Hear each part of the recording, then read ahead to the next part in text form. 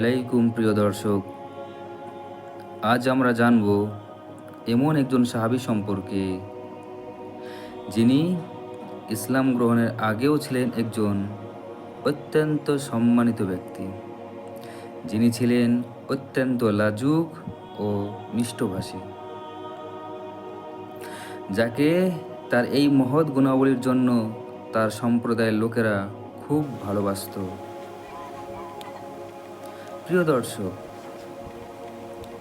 আজ আমরা কথা বলবো এমন একজন সাহাবী সম্পর্কে যিনি ইসলাম গ্রহণের পূর্বেও কখনো মদপান করেননি, তিনি কখনো মূর্তির সামনে সিজদাও করেননি, তিনি কখনো কোনো পাপ কাজে লিপ্তও হননি। তিনি হলেন সেই সাহাবী যারা ইসলাম কবুল করেছিল তাদের মধ্যে চতুর্থতম, যিনি কখনো গান গাননি, যিনি কখনো মিথ্যা কথাও বলেননি,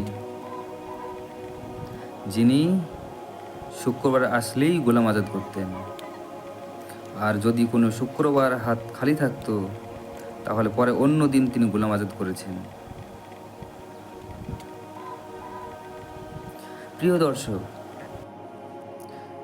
তিনি ছিলেন এমন একজন সাহাবী যিনি ইসলাম গ্রহণের আগেও কখনো জেনে ব্যভিচার করেননি, আবার ইসলাম গ্রহণের পরেও কখনো তিনি জেনে ব্যভিচারে লিপ্ত হননি। যিনি ছিলেন তৃতীয় খলিফা। এবার অনেকেই বুঝে গেছেন আজ আমরা যার সম্পর্কে কথা বলতে চলেছি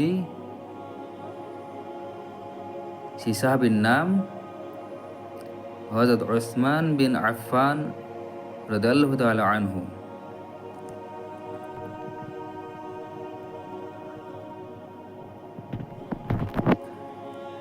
তার ইসলাম গ্রহণের বিষয়টি হলো এই রকম: ইসলামের অভ্যুদয়ের আগে তার কাছে একটি খবর আসে যে মুহাম্মদ ইবনে আবদুল্লাহ ইবনে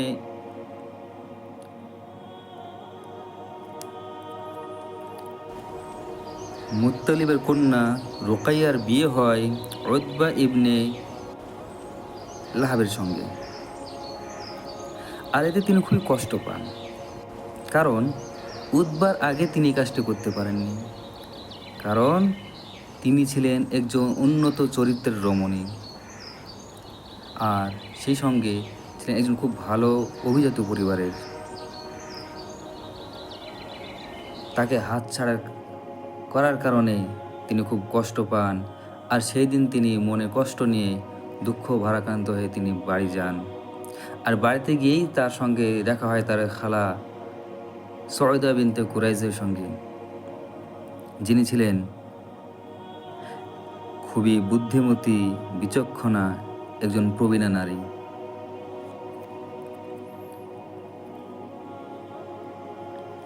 তিনি উসমান রাদিয়াল্লাহু তাআলা আনহুকে একজন নবীর আবির্ভাব হওয়ার সুসংবাদ দেন। সেই সাথে তিনি সেই নবীর ধর্মকে গ্রহণ করার প্রতিও তাকে খুব উৎসাহিত করেন।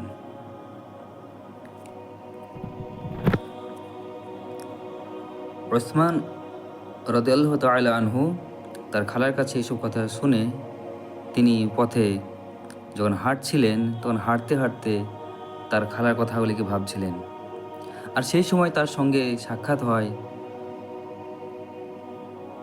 হযরত আবু বকর রাদিয়াল্লাহু তাআলা আনহুর সঙ্গে, এবং তিনি তাকে তার খালার সেই কথা বলেন, এবং তা শোনার পর আবু বকর রাদিয়াল্লাহু তাআলা আনহু বলেন, তোমার খালা তোমাকে যা বলেছেন তা সঠিক বলেছেন, আর শুধু তাই নয়, তার কথা সঠিকও হয়েছে। আল্লাহ তাআলা সেই নবীকে পীড়িত করেছেন। এই কথা শোনার পর উসমান রাদিয়াল্লাহু তাআলা আনহু বলেন, কে সেই ব্যক্তি? তখন আবু বকর রাদিয়াল্লাহু আনহু বলেন, তিনি হচ্ছেন মুহাম্মদ ইবনে আবদুল্লাহ। তখন উসমান রাদিয়াল্লাহু আনহু বলেন, তিনি সেই সত্যবাদী আল আমিন। তখন আবু বকর রাদিয়াল্লাহু তাআলা আনহু বলেন, হ্যাঁ তিনি হচ্ছেন সেই ব্যক্তি।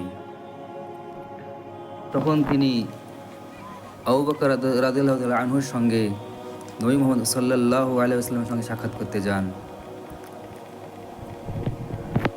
তখন আল্লাহর রাসূল মুহাম্মদ সাল্লাল্লাহু আলাইহি ওয়াসাল্লাম বলেন, হে উসমান, আল্লাহর পথে আহ্বানকারীর আহ্বানে সাড়া দাও।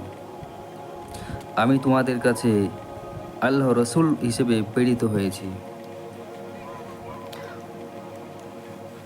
উসমান রাদিয়াল্লাহু তাআলা আনহু এই কথা শোনার পর তিনি তার রিসালাতকে সঙ্গে সঙ্গে মেনে নেন এবং তিনি ঘোষণা দেন, লা ইলাহা ইল্লাল্লাহু মুহাম্মাদুর রাসূলুল্লাহ। এইভাবে তিনি ইসলাম ধর্ম গ্রহণ করেন, সেই সাথে সাথে তিনি সাহাবীর মর্যাদাও লাভ করেন।